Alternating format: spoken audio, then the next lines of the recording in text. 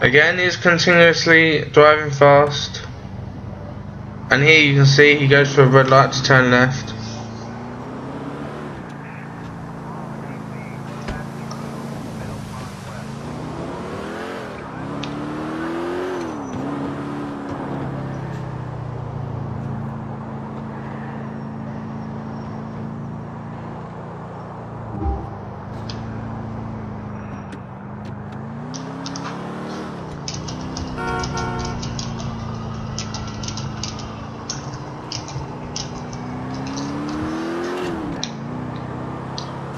Again, you can see that the modder is the duty officer is currently going to make himself visible, and then he's going to pull the person over and basically tell him what he done wrong.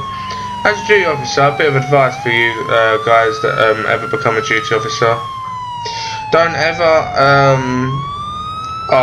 say to the individual what they've done wrong. Always ask, because if you say, "I've pulled you over for driving recklessly," they could have previously been driving, speeding, crashing everywhere beforehand, which obviously it wouldn't be good. You know, you need to wouldn't be good. You want to try and catch them out for the most amount of things that you can do. So by me simply pulling him over and saying, "What did you do wrong? Why have I pulled you over?" that's helped out a lot, because he's gonna obviously keep thinking. And also, in a way, if he does tell me something that actually he did do, that will obviously catch him out. And I hate liars. I'm sure everyone hates liars. You see, we're gonna go back invisible again.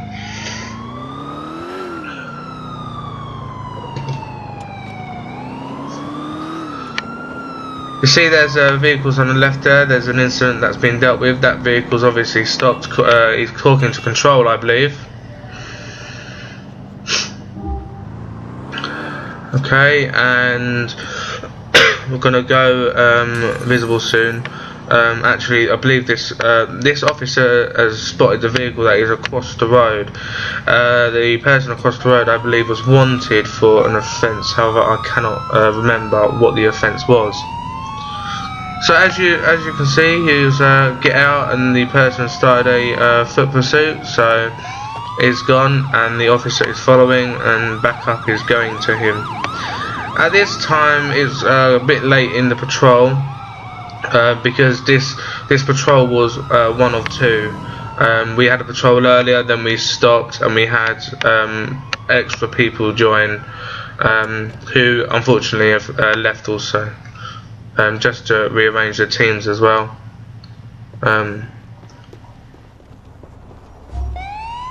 So as you can see, the duty officer is now going into that vehicle. The reason why he's going into this vehicle is because this person is an advanced crook. Now, as an advanced crook, you can do lots of things within Delta Force as a crook. However, you cannot drive a sports car in a pursuit. The training has yet to come out, so therefore the only people that are trained are the deputy commissioner, and I believe the divisional commander. However, I am not sure at this time.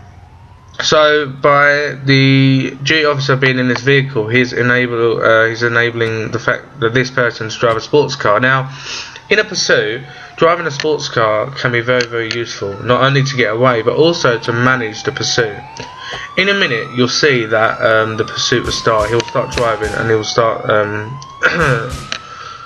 doing the pursuit. But the reason why sports cars aren't used is because people just go away. Now, in Delta Force, we don't do that. We want to get caught sometimes because it's fun for the cops.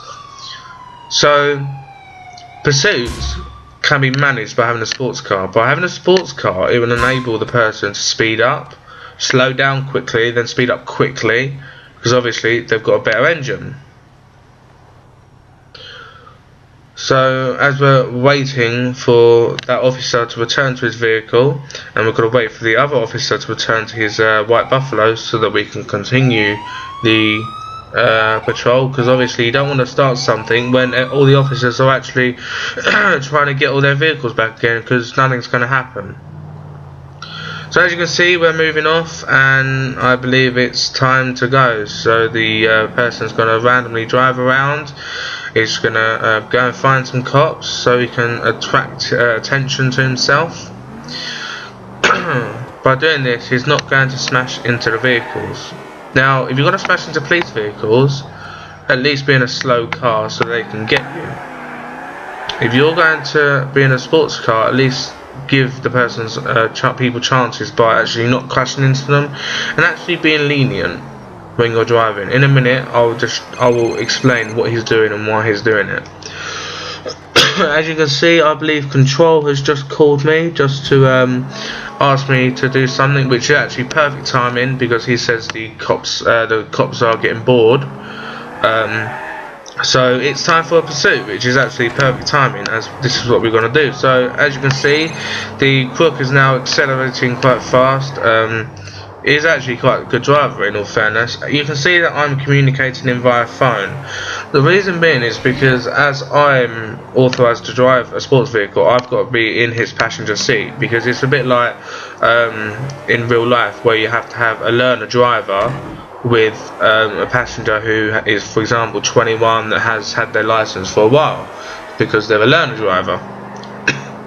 So I'm in there and I'm just explaining to him and telling him what he can do, what he can't do, and just telling him to do stuff. So for example, I actually told him to speed past that officer in front of him, so that's what he's done, and he's turning right.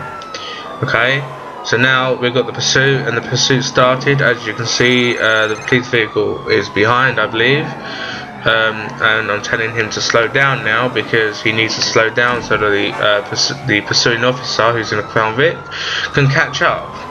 Okay, it's not fun, you know, the Crown Vic guy starts a pursuit and then stops because he's lost him. So here we go, turning left here. The idea is we're collecting a lot of officers. By collecting the officers, we can see how well they work together, and in a minute you'll see that actually they don't work together very well. You can see that that guy in the Crown Vic, who's a constable, actually smashes into everyone. So you see this guy, this crook's actually doing well. You see the vehicle's much better at handling, and this is enabling the pursuit to go very well. I mean, if you're in something like a blister compact, you're not really going to have better handling. It's not, you know, it's not going to drift around corners easily. So by having this vehicle, I mean, this is a random choice of this individual.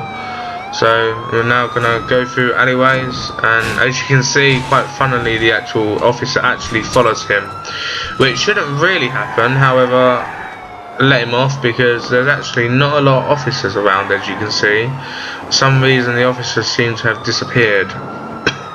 However, they do come later, so don't worry about that. The individual crook actually wanted to jump off that ramp there. However, I told him not to, as a result of the fact that by him doing that, he's only got one officer after him. So go and collect all the officers, and then jump off the ramp and see who goes with him. Now, officers shouldn't be doing things that are endangering their lives, right? For example, jumping over ramps. They should be going around it. If they can't go around it, end the pursuit. It's too dangerous. There is no shame in ending the pursuit. At the end of the day, he will get caught eventually. He will get caught. The word will go around that they're looking for a blackish, brownish Feltzer. So, as you can see, we're circling the Lethford and Westdyke area. Turning left again.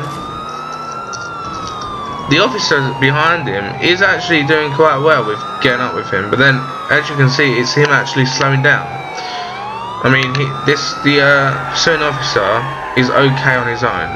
However, in a minute you'll see that he'll start getting reckless. You see there's another officer behind him. You see that officer comes out. Now that's something that shouldn't be happening. You can see that constable actually barged past that person. Now that person who was behind him should have actually been the primary officer, but that person the constable actually decided to barge in and obviously be selfish and take on the pursuit rather than on his own, rather than working as a team.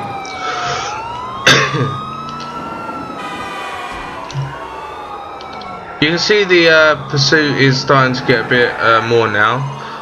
The idea was that we were going to go to the Middle Park area, and then we were going to come back here and we're going to jump off the ramp to see what happens. However, unfortunately, the control officer calls it off, as you can see, the officers in a minute were actually driving very, very dangerously, and were just simply not complying with the vehicle rules. You can see this officer actually tried to attempt to crash into the into the crook.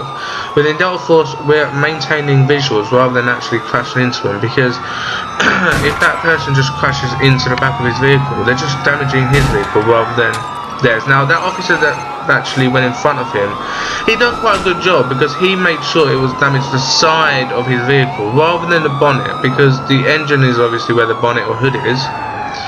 And by doing that, you're actually not damaging your vehicle that much. You can see that constable, he's all over the place. He's just recklessly driving now. I mean, it just seems natural to him. So we're going to go round one more time, and I believe, there we go, that officer goes into us. Now, what the officer did was actually quite wrong. He should have actually pulled out in front of him rather than actually braking and sliding into the crook. It shouldn't happen, because actually he's damaged his vehicle more, because there's obviously the two people going into one another. Again, we're going to go back. You see that officer again, that constable, he's still fighting his way. He wants to get at the front. That constable again, he still wants to get at the front. He's there the whole time, and he does it by pushing people out of the way, pit manoeuvring other officers.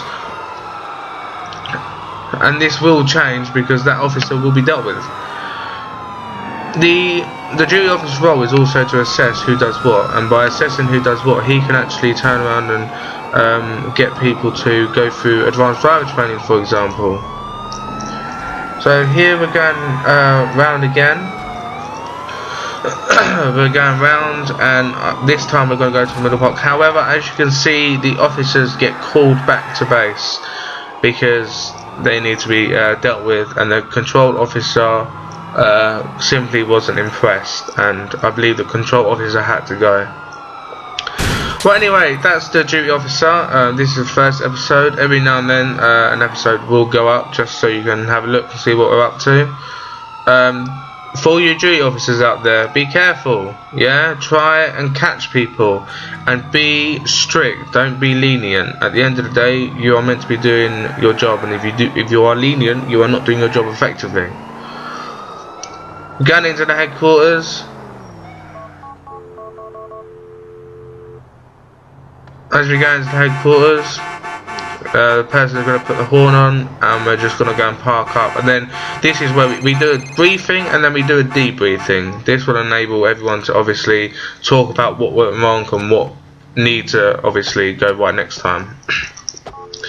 So anyway, thanks for watching, guys, and I hope you gain a lot of use out of it. Also, you don't just have to use this for duty officer, you can use this to assess your own driving. So the guy can't cyber shots, look at what you did, maybe learn from it, okay, change your ways. Feel free to join Delta Force. Go to our website at deltaforceltd.spruz.com, contact Commissioner to be revealed, or send an email to Delta Force Limited, that's limited is spelled LIMITED, at live.com. That's Delta Force Limited at live.com. Well, thanks for watching, and we'll see you around soon. Goodbye.